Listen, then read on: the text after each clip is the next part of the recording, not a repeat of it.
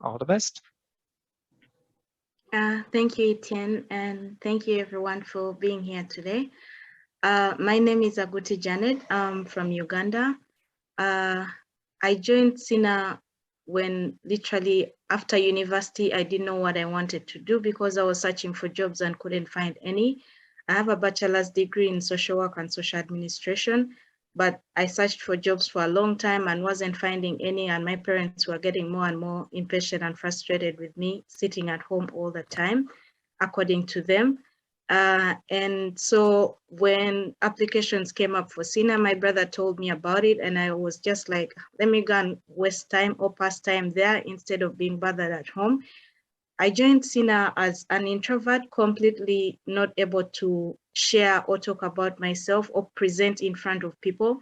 And I had this knowledge that I had to always be told what to do and follow orders and not be able to think on my own or decide on what I wanted to do. That's why I was looking for a job, to find a boss to tell me today, go do this, tomorrow, go do that.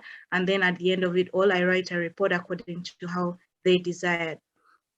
Joining SINA was, the first few months were a bit challenging for me, and by the time we joined, it was called the confusion stage, which is indeed was confusing for a bachelor's degree holder who from day one joining school, you're being told this is right, this is wrong, this is how you're supposed to move, this is the right answer, and this is not the right answer. Today, go for lunch, tomorrow, do this and that. And then in SINA, I'm being told you're owning your own life and you're owning your own decisions. So if you decide to wake up and do anything, it's up to you. But at the end of it all, what goals have you set and how have you achieved your goals?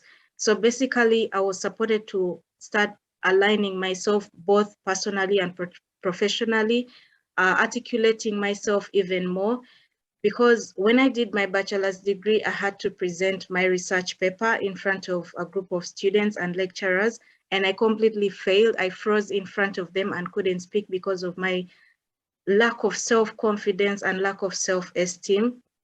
Uh, and joining SINA, I started learning how to articulate myself, because we had presentations where you sit in groups of people, present what you wish to do during the week or your goals, to try and achieve your goals, and to also meet as many mentors as possible to see how best you can run after your goals and achieve them.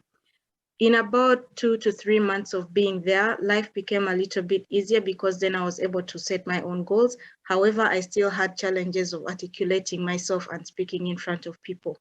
Hence, meeting a number of mentors who could help me settle in and try to align. But as we go on, we are being taken through professional life skills, and in which I got to fall in love with one of the skills, which was coaching. Having a background of social work and social administration, I knew I wanted to help people, but I didn't know how.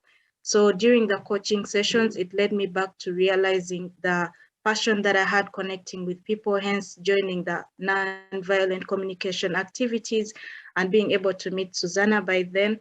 And this drove me to realizing that I had a background where I was sexually abused as a child, and this actually was the reason as to why I wasn't able to speak up or have the confidence that everyone thought I should be having.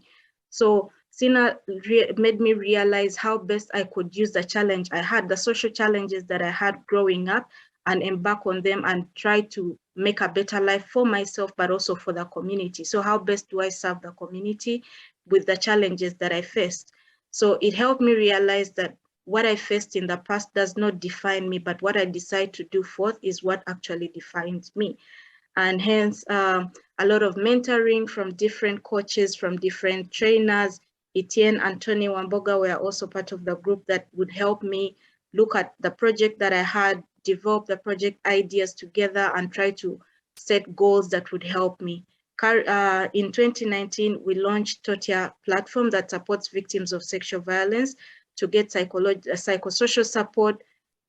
With a background of a lot of poverty happening in Uganda, many are not able to get psychosocial support easily. So we set up a hotline that people can reach out at any time, get counseling.